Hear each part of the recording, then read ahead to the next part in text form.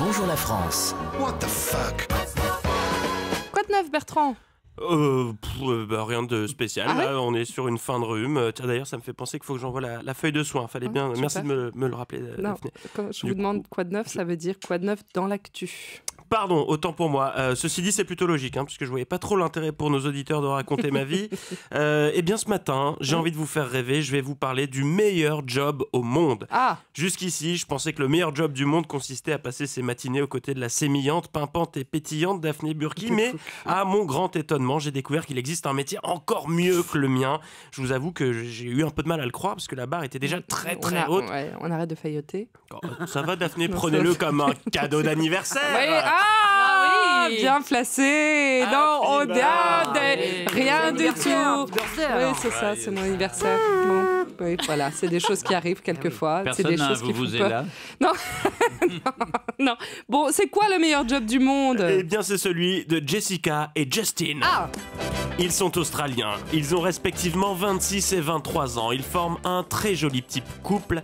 Les amoureux ont postulé après avoir découvert une petite annonce plutôt alléchante. Ils ont donc rempli un questionnaire, tourné une vidéo de présentation et après avoir réussi leur entretien, ils ont été sélectionnés au terme d'un casting intense, selon leur dire.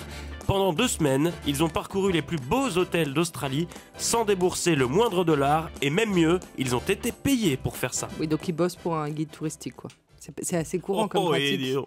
Non, parce que dans ce cas précis, il n'est pas question d'un guide. Non, si le couple a pu découvrir l'hôtellerie australienne de luxe gratos et en étant rémunéré, c'est grâce à une marque de préservatifs. Il y a quelques semaines, l'entreprise a lancé un blog consacré au sexe dans les meilleurs endroits touristiques du monde. Le but est de faire découvrir aux lecteurs les meilleurs lieux du globe pour faire l'amour. Une sorte de guide du queutard, quoi. Pendant 14 jours, ils ont donc voyagé dans les plus beaux hôtels de Sydney, Melbourne, Byron Bay, mais aussi de Tasmanie et d'Australie occidentale, avec une mission, écrire un compte-rendu détaillé de leurs ébats dans chaque hôtel et expliquer la qualité de chaque rapport en fonction de l'établissement. Je suis crevée, moi déjà, juste en vous le Vous le disant. feriez pas, Josiane, ça vous intéresserait pas? Pas avec moi, mais... Avec votre mari. Moi, je pense que je suis bien payé pour faire ce que je fais. Bon, s'il y a des amateurs, des intéressés, Non. et que vous voulez, si vous voulez être sûr de ne pas vous tromper de point de chute pour votre prochaine escapade amoureuse et torride, jetez un coup d'œil au blog en question, on vous met l'adresse sur les réseaux. Vous trouverez également des adresses en France, puisque Jessica et Justin ne sont pas les seuls chanceux à avoir été payés pour ça, puisque d'autres couples à travers le monde entier ont participé à cette opération. Savoir quelle est la meilleure literie, quoi. Bon, bah écoutez. Et non, il n'y a pas pourquoi que la literie, il y a l'ambiance aussi. Oui, Enfin, il y a bien tout un sûr. tas de trucs. Oui, quoi, la- qui- Mais s'il Et y a pas c'est salle de éventuel. bain. Mais si le partenaire a une panne, ce n'est pas forcément la faute de l'hôtel. Non, non, c'est sûr. Ah, ben oui.